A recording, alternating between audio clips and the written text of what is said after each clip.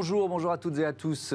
Bienvenue dans l'émission de la RSE. Vous connaissez ces trois lettres, responsabilité sociale, sociétale et environnementale des entreprises. L'invité de Smart Impact aujourd'hui, c'est Valère Coréard, directeur du média L'Info Durable. Il publie un livre sur les idées reçues sur l'écologie à déconstruire de toute urgence. Notre débat, il portera sur la rénovation énergétique et le projet de décret accompagnateur Rénov'.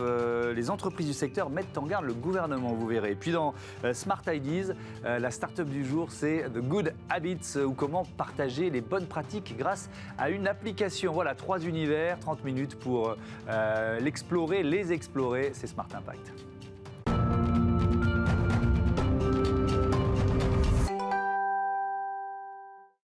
Bonjour Valère Coréard, bienvenue. Vous êtes le fondateur de l'Info Durable, chroniqueur sur France Info et France Inter. Vous publiez aux éditions Marabout ces 25 idées reçues sur l'écologie à déconstruire de toute urgence. Ça tombe bien, on est là pour ça aussi dans cette émission. Pourquoi est-ce que c'est urgent? Tiens, on peut peut-être démarrer là-dessus, parce qu'il y a de ces rapports du GIEC qui nous alertent année après année, voire 2 fois par an, et qui parfois, le dernier, il est passé quasiment inaperçu. Alors certes, il y a d'autres éléments dans l'actualité, mais c'est ça l'urgence tout simplement, quoi, qu'il faut commencer par rappeler. Il y a une urgence écologique au sens large, ça on le sait tous. Après, je pense aussi qu'il y a une urgence à arrêter de se faire manipuler. On se fait, en fait, on essaye de construire des propositions qui sont avérées, qui sont sérieuses, qui sont factuelles. Moi, c'est mon boulot, je suis journaliste, donc je ne suis pas dans l'opinion, je ne suis pas un militant de l'écologie, j'essaie d'avoir une approche qui est factuelle, et on se fait démonter cette approche très régulièrement par des lobbies économiques, politiques, par parfois des gens qui sont peut-être un peu de mauvaise foi ou un peu fainéants, et nous on essaye de remonter un peu le cours de la rivière à l'envers, vous voyez, comme des centaines de milliers, voire des millions de gens. Et je trouvais que c'était vraiment important de faire mon job sur ce sujet et de dire arrêtons de se faire bananer sur certaines questions, voilà la vérité. Et puisque je parlais du GIEC, il y a l'une des idées reçues. Le GIEC est un organisme politique. Comment vous contrez ça? C'est facile, en fait, d'abord, c'est très facile de trouver cette affirmation-là, notamment sur les réseaux sociaux, qui sont le lieu de la désinhibition intellectuelle absolue, n'est-ce pas? Mais qui portent néanmoins des idées. Et qui, pour certains, sont les lieux d'information prioritaires. Donc, et notamment pour les plus jeunes. Bien sûr. Notamment pour les plus jeunes. Comment on le contre? D'abord, c'est extrêmement simple. C'est quand on a 200 scientifiques qui travaillent autour de 150 ou 200 pays, qui étudient 14 000 études scientifiques pour se faire un avis, déjà on voit mal comment on pourrait parler de politique. S'ils arrivent à tous se mettre d'accord, quand on voit là les bisbilles qu'il y a sur certains sujets où on est incapable de se mettre d'accord, on imagine bien que là c'est absolument impossible. Donc ça veut dire quoi? Ça veut dire que le GIEC a une approche qui est scientifique, strictement scientifique. Et c'est notamment le cas, pourquoi? Parce que tous les pays membres du GIEC vont coécrire finalement le rapport final, notamment à l'intention des décideurs.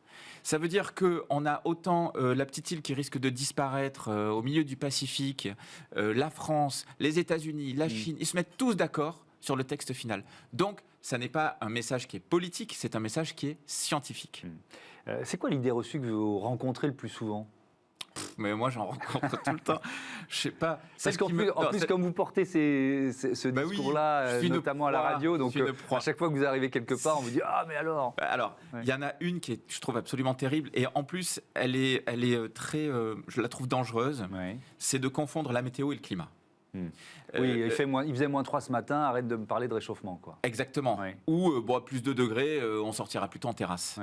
La météo, c'est le ressenti à un instant T d'une température, du temps, la pluie, le vent, etc. Le climat, c'est un dérèglement mondial de la moyenne des températures sur la Terre et les océans. Et donc les conséquences ne sont pas les mêmes. Certes, le climat va pouvoir influer sur la météo, sauf que si on est à 2 degrés de dérèglement et donc de réchauffement climatique, la trajectoire, on va plutôt même vers 2,7 degrés, c'est la disparition de 99% des coraux, c'est la montée des eaux, c'est des centaines de milliers de gens en précarité alimentaire en plus, c'est des réfugiés climatiques, c'est des événements extrêmes, et j'en passe et j'en passe. Vous voyez, donc c'est tout à fait différent, 2 degrés en terrasse et 2 degrés de l'augmentation moyenne des températures sur la Terre. Et ça, c'est insupportable parce que les conséquences sont évidemment absolument dramatiques Ouais. J'ai picoré, hein, on passe d'un thème à l'autre, et le livre est fait pour ça aussi. Sur l'électricité, vous dites l'électricité, enfin non, pas vous dites, mais l'une des idées reçues à combattre, l'électricité verte, ça n'existe pas, c'est une arnaque. Alors, en fait, vous faites de la pédagogie, c'est ça qui nous intéresse aujourd'hui. Comment ça marche, l'électricité verte? Alors, d'abord, l'électricité qu'on a dans nos prises, c'est la même pour tout le monde. Hein. Ben oui. Le mix électrique, il arrive au final dans nos prises de courant. Ça, c'est une réalité. Oui. En revanche, l'électricité verte, c'est celle qui est produite à partir de l'eau, du soleil, des déchets, du vent, voilà. Donc, qui est finalement produite avec des ressources renouvelables, avec des modes de production renouvelables. Ça, c'est l'électricité verte. Oui. Le problème, c'est qu'il y a tout un tas de possibilités de fabriquer de l'électricité dite verte. Oui. Et donc, on finit par dire, finalement, ça ne change pas grand-chose. Que j'adhère à une offre d'électricité verte ou pas, Oui. je ne vais pas forcément soutenir la transition énergétique. C'est pour ça que l'ADEME a sorti un label, d'ailleurs, qui s'appelle Vervolt, qui donne des niveaux d'engagement pour que le consommateur y voit plus clair. Et c'est quand même tout à fait différent de passer par un fournisseur d'électricité qui soutient des nouveaux moyens de production électrique renouvelables, que de passer par un fournisseur d'électricité lambda. Oui. Mais est-ce que je suis sûr que l'électricité, si j'adhère à l'électricité verte, je suis sûr que l'électricité, comme vous dites, c'est le même mix, elle provient d'une source d'énergie verte et pas d'une centrale à charbon polonaise, quoi. Je caricature un peu, mais vous avez raison. Mais vous êtes sûr que la quantité d'électricité que vous allez consommer aura bien été produite en même quantité dans des conditions renouvelables. C'est pas l'électricité que vous consommez à l'instant T. C'est bien ça. La mobilité, tiens, cette phrase alors moi aussi je l'ai souvent entendue, les voitures électriques polluent plus que les voitures thermiques. Ouais, ça c'est pareil, hein. C'est une idée reçue dans le sens où, certes, une voiture électrique, quand on regarde tout son cycle de vie, elle a un impact qui est non négligeable, et notamment, on le sait, la fabrication des batteries est un vrai sujet, social et environnemental. La question du recyclage aussi des batteries est un vrai sujet. L'électricité qu'on met dedans, c'est pas rien non plus, on le voit en ce moment, hein, même si nous on est plutôt nucléarisé, donc ça a un bon bilan carbone, mais il y a quand même des déchets dont on ne sait pas trop quoi faire. Cela dit, quand on le compare à un cycle de vie d'un véhicule thermique, eh bien, on se rend compte quand même que le véhicule électrique, sur l'ensemble du cycle de vie et son utilisation donc, est quand même plus sobre que le véhicule thermique. Mais ça, c'est une réalité scientifique. Vous savez, il y a un truc que j'ai envie de dire, c'est que, en fait, la transition écologique, c'est hyper complexe. Mobilité, c'est complexe. Énergie, c'est complexe. Les déchets, tout ça, c'est complexe. Et on essaye de dire, on fait un peu des yaka faucons, en se basant sur des socles hyper scientifiques, hyper techniques, hyper compliqués. Donc moi, c'est ce que j'ai essayé modestement de faire, c'est de reclarifier un peu les choses. Mais il faut bien se dire que dans certains cas, on se fait vraiment arnaquer parce que, en fait, on nous met dans un espèce de brouillard et on ne sait plus très bien. Et c'est ça la maladie des idées reçues. C'est le cas, par exemple, sur l'éolien. C'est devenu très compliqué de trouver, voilà, c'est ce que j'allais vous dire, de trouver une prise de position assez neutre, circonstanciée sur l'éolien. Et à la fin, on n'y comprend plus rien, moi, le premier. Et au final, on se dit, au final, c'est moche, puis ça sert à rien, c'est pas 3 pales qui vont régler le problème avec tout ce qu'on consomme. Et passer, il n'y a rien à voir. Alors qu'en fait, dans certains cas, ça peut être des solutions intéressantes. Le problème, c'est que le message, il est brouillé par le politique, il est brouillé par les lobbies, et c'est ça, on se fait un peu manipuler. Est-ce qu'on a fait les choses à l'envers? Je pense par exemple à l'éolien maritime. On est très très en retard en France, alors qu'on a des kilomètres et des kilomètres d'accès à la mer, évidemment. Les Anglais, par exemple, ils ont commencé par définir les zones où installer les éoliennes en mer, et puis c'est seulement après qu'ils ont lancé les appels d'offres pour les entreprises. Est-ce que vous diriez qu'on a fait les choses à l'envers en France? Moi, je pense qu'on fait souvent les choses à l'envers, parce que, mais ça, c'est tous les gouvernements du monde, hein, mais nous, on est un peu les champions là-dessus. On est dans du court-termisme, on est toujours à l'instant T, dans la réaction, plutôt que dans la vision, dans le programmatique. Et je pense que l'éolien, c'est le symptôme typiquement de cette vision très court-termiste de la politique. Et je vous pose la question parce que moi, votre livre m'a intéressé aussi parce que l'un des défis, c'est l'acceptabilité. De l'éolien ou de la future centrale nucléaire, puisque Emmanuel Macron, peut-être sera-t-il réélu, annonce la construction de 6 nouvelles centrales. Ça va prendre du temps, c'est pas pour tout de suite, mais il va bien falloir définir le lieu où on les installe. Ce syndrome NIMBY, là, not in my backyard, pas de ça chez moi, est-ce que c'est comment dire ça, le frein le plus difficile à lever pour la transition écologique? Je pense que le frein le plus difficile à lever, justement, c'est la désinformation. Si les gens savent, et notamment s'ils prennent conscience de ce qui est, la situation dans laquelle on est, c'est que moi, encore une fois, je ne fais pas de la politique, je regarde les faits. On est face à une urgence absolue en disant que le vivant risque de s'effondrer au sens large. Et nous, les premiers, la Terre continuera à vivre sans nous. Et donc, face à cette urgence, il faut savoir pour se positionner et pour agir. Ça, c'est vraiment très modeste comme contribution. Voilà, c'est 25 idées reçues. Il pourrait y en avoir 2000 en réalité. Mais moi, j'invite les gens simplement à s'informer sérieusement. Et ça ne se fait pas forcément sur les réseaux sociaux, effectivement, ou à un comptoir. Ça peut être intéressant, mais il faut aller chercher des sources fiables. Tiens, j'en prends une dernière, au hasard. Hein. Allez-y. 21, manger local, ça coûte trop cher. Bah oui, mais ça, c'est une idée reçue aussi. C'est-à-dire que ce qui coûte, c'est du temps. Ce qu'on dit aussi sur le bio, d'ailleurs. Le bio, c'est plus cher. Ce qui est vrai, mais notamment quand on va en grande surface, si on mange local, on fait du circuit court, on réduit les intermédiaires. Donc, il y a moins de marge. Donc, on est sur un juste prix. On est plutôt dans les fruits et légumes de saison. On va manger un petit peu moins de viande parce qu'il n'y en a pas tout le temps. On ne va pas surconsommer. Au final, le panier moyen va s'équilibrer. Il va y avoir un système un peu de vase communicant. Et donc, c'est faux. Par contre, ça coûte un peu plus de temps. Maintenant, regardons combien de temps on passe derrière nos écrans ou derrière certaines activités peut-être un peu plus futiles. Et donc, on pourrait s'alimenter mieux sans forcément casser le porte-monnaie ou la tirelire. Et ben voilà, merci beaucoup Valère Corréard. 25 idées reçues sur l'écologie. Je le remonte à déconstruire de toute urgence. Voilà, c'est publié aux éditions Marabout. Il faut avoir ça... sur sa table de chevet pour répondre à tous les climato-sceptiques qu'on peut croiser les uns et les autres. Allez, c'est l'heure du débat de ce Smart Impact. On va parler rénovation énergétique tout de suite.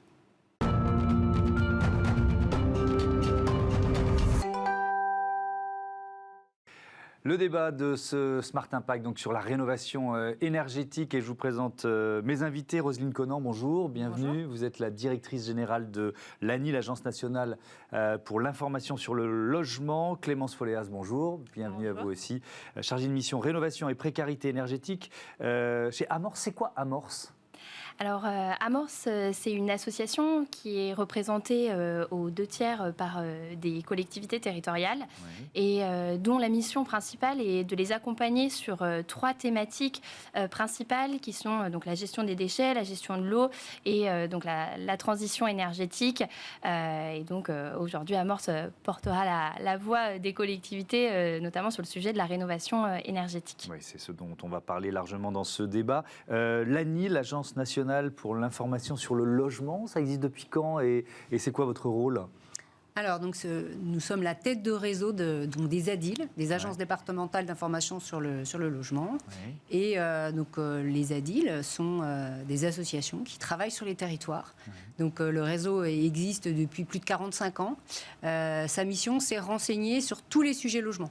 Donc aujourd'hui, on va parler de rénovation énergétique, mais les agences donc, sont sur le territoire pour renseigner gratuitement à la fois les ménages, mais aussi les acteurs des territoires, que ce soit les artisans, les collectivités locales aussi, sur les questions, beaucoup de sujets juridiques, puisque notre réseau est composé de 800 collaborateurs avec une majorité de conseillers juristes.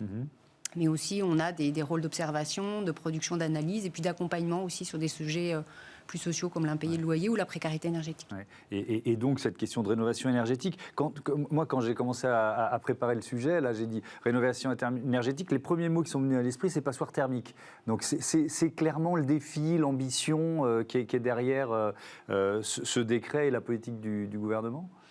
Alors, les passoires énergétiques, c'est effectivement un sujet, puisque vous avez suivi dans l'actualité que donc les lois qui sont succédées ont créé aussi des obligations pour les bailleurs, pour que les logements locatifs aient une qualité énergétique, je dirais, de plus haut niveau et limiter la consommation énergétique. Et on se dit qu'aujourd'hui, avec l'actualité brûlante de ces dernières semaines, le prix de l'énergie, c'est un vrai sujet. Mais il n'y a pas que, effectivement, les bailleurs, les locataires, il y a les propriétaires occupants qui ont besoin aussi d'être accompagnés et puis de pouvoir solliciter des aides pour rénover ces logements. Donc, l'isolation, le changement d'énergie, de mode de chauffage, voilà, sont des sujets aujourd'hui qui nécessitent effectivement un véritable accompagnement. Ça, c'est le sujet de mon accompagnateur Rénov', sachant que le service d'information, il existe depuis très longtemps. C'est pas nouveau.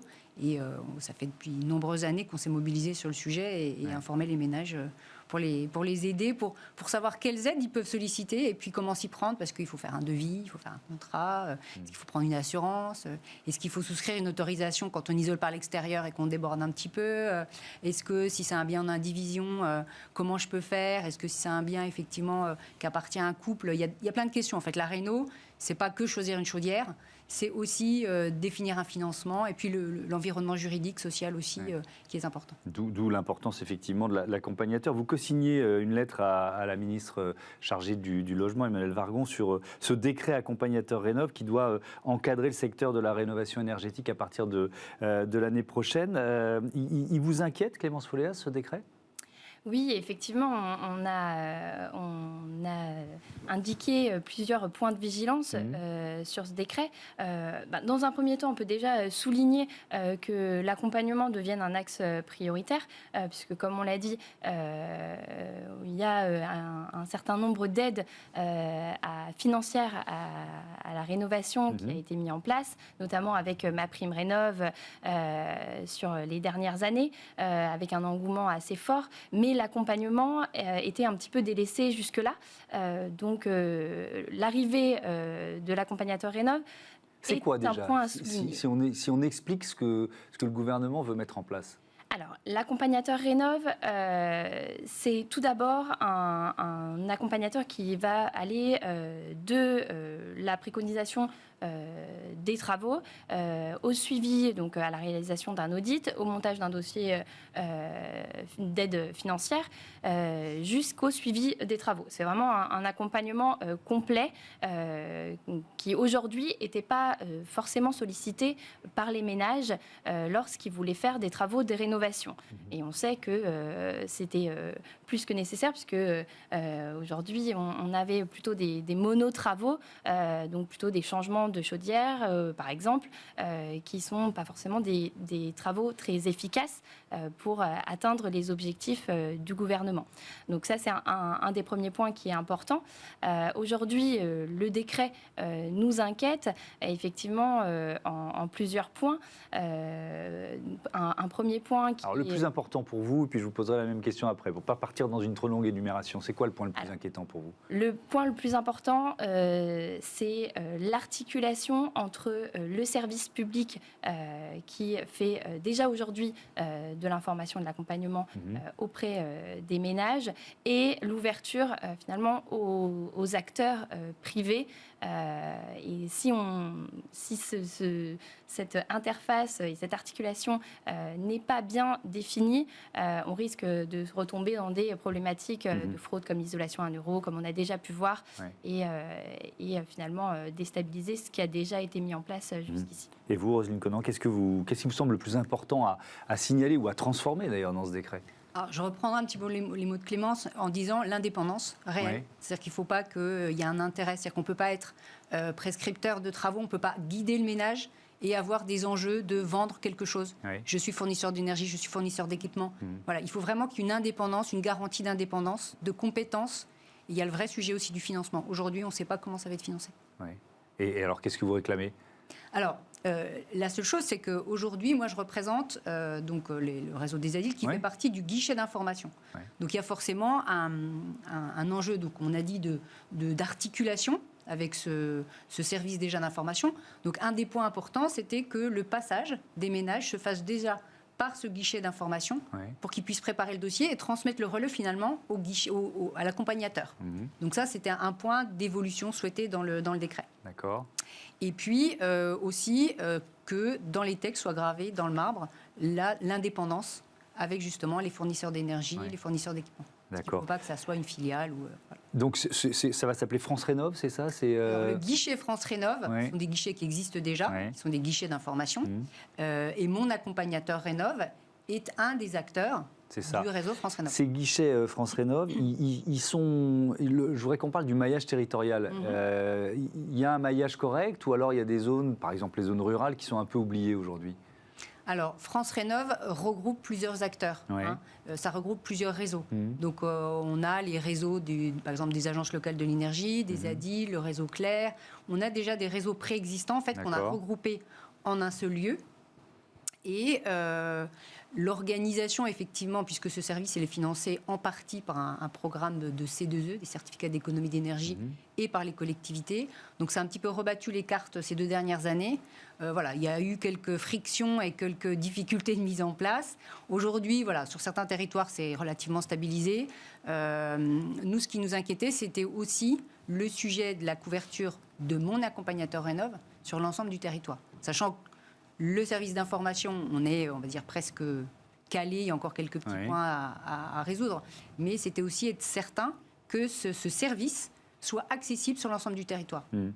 Qui va les agréer, Clémence Poléas, ces accompagnateurs Rénov', justement les collectivités locales, ça va être centralisé, l'État, comment ça va se passer? Alors aujourd'hui, ce qui est mentionné dans le décret, c'est un agrément par l'Agence nationale de l'habitat. Ce que nous, on demande en représentant, ce qui nous demande de nos adhérents des collectivités, c'est de pouvoir avoir de participer à l'agrément, justement, ou à minima de faire partie du comité d'agrément pour pouvoir intervenir dans les demandes qui seront réalisées par les accompagnateurs Rénov'. Aujourd'hui, ce n'est pas mentionné dans le décret et effectivement, on peut se poser, ça pose le problème de la partie plus locale, puisque c'est les collectivités qui sont en chef de file de la transition énergétique et qui sont au devant sur ce sujet de la rénovation et directement en lien avec les ménages. Donc on souhaiterait en tout cas qu'on sorte de cette mécanique assez étatique et qu'on laisse une place majeure aux collectivités dans ces demandes d'agrément. Ce décret, il doit rentrer, ça doit encadrer le secteur, ça doit rentrer en vigueur l'année prochaine, c'est ça? Alors, le texte est censé être publié avant la fin de la mandature, puisqu'il y a eu une concertation qui s'est arrêtée le 25 février. D'accord. Donc aujourd'hui, une phase d'examen des différentes remontées, on va dire. Donc potentiellement, ce décret entrera en vigueur, alors c'est au 1er janvier 2023. D'accord. Sachant qu'il faut aussi un arrêté, donc qui va donner encore plus finement donc, le détail sur les missions, la notion d'indépendance, etc. Donc on aura vraisemblablement un texte avant la fin du mois ou vraiment tout début avril. Mais pour le moment, on n'a pas de retour sur on va dire l'examen, le dépouillement de tous ces retours qui ont été faits sur cette concertation en tous les cas. Et vous espérez qu'évidemment vous serez entendu par la ministre déléguée au logement, Emmanuelle Wargon. Merci beaucoup d'être venu nous présenter vos arguments. À bientôt sur Bismart. On passe tout de suite à notre rubrique Startup Smart Ideas. Et si on partageait les bonnes pratiques?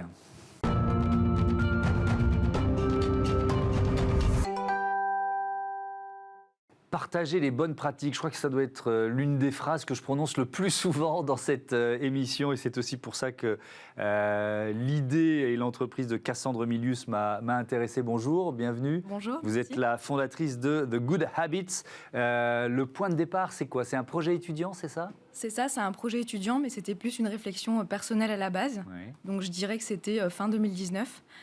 Où en fait j'ai commencé à me sentir tellement sous l'accumulation de plein de choses superflues, à la fois au niveau mental et matériel, plein d'objets à la maison. Je pense que tout le monde l'a vécu d'ailleurs l'année 2020. Oui. Et j'ai eu ce besoin en fait de revenir à l'essentiel au quotidien. Et en fait, j'ai cherché des outils pour m'aider, comme quand je veux me mettre à la méditation, au sport, à la cuisine. Il y a plein d'applications géniales, esthétiquement jolies, avec du bon contenu. Et quand j'ai voulu devenir un petit peu plus éco-responsable et réapprendre à vivre mieux avec moi, j'ai pas trouvé ça. Donc vous avez dit, je vais le faire moi-même. Exactement. En plus, je faisais un master en design. Donc vraiment, j'ai utilisé tout ce que j'ai appris de la pensée design pour l'apporter à l'éco-responsabilité. Et ça a donné la plateforme The Good Habits. Ok, donc c'est une plateforme, une appli. Comment ça marche? Qu'est-ce qu'on y trouve? Alors, pour l'instant, c'est une plateforme qui est accessible en web app. Donc en fait, via le navigateur sur ordinateur comme sur mobile. Et en fait, je dirais c'est un petit peu comme un Pinterest de l'éco-responsabilité. C'est-à-dire qu'on va pouvoir trouver dans différents domaines de notre quotidien, dans l'alimentation, la mode, l'hygiène, la beauté, l'entretien de la maison même, plein de conseils ou de do-it-yourself à appliquer au quotidien, mais surtout dans une ambiance bienveillante et non culpabilisante, parce que c'est ce qui manque, je trouve, aujourd'hui, dans tout ce qui est approche éco-responsable. Oui, et puis alors ce qui est intéressant, c'est que ça permet finalement à chacun d'y aller à son rythme, en fonction de ses priorités. C'était aussi votre volonté, ça ? Exactement, c'était vraiment de remettre l'humain au centre, parce qu'aujourd'hui, les approches un petit peu liées à l'environnement, on agit pour la planète, mais on délaisse un petit peu qui sont vraiment les gens. Et je me suis dit, au lieu de vouloir changer les gens, est-ce qu'on n'essaierait pas plutôt de changer la façon dont on adresse le problème ? Et donc, adopter une approche vraiment personnalisée. J'ai pas pour ambition de convaincre les déjà convaincus, c'est de pouvoir dire ok, il y a quelqu'un qui l'environnement ça l'intéresse pas tellement, il y voit pas vraiment l'intérêt. Comment je fais moi pour lui donner envie de se motiver à changer ?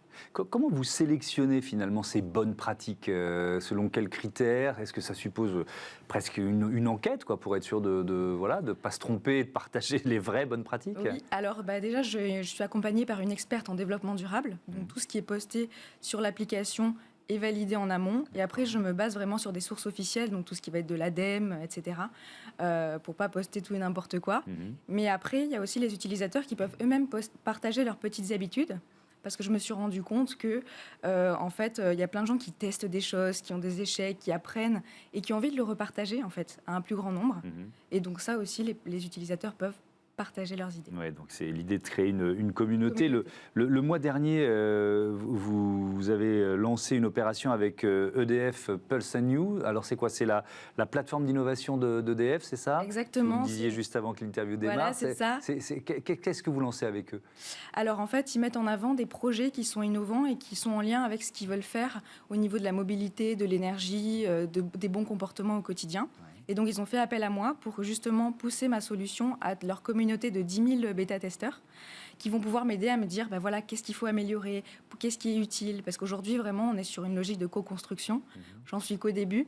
Et l'idée, c'est vraiment de créer de la valeur pour les utilisateurs. Donc, pour vous, c'est quoi ? C'est un accélérateur, forcément ? C'est un accélérateur, c'est des idées, c'est un accès à une communauté de gens qui sont prêts à tester l'application. Et d'ailleurs, tout le monde peut rejoindre cette communauté-là. Donc, s'il y a des personnes qui voient cette émission et qui veulent aller tester l'application via EDF Pulse & You, c'est totalement OK. Parce que votre ambition, c'est quoi ? Où est-ce que vous voulez mener The Good Habits ?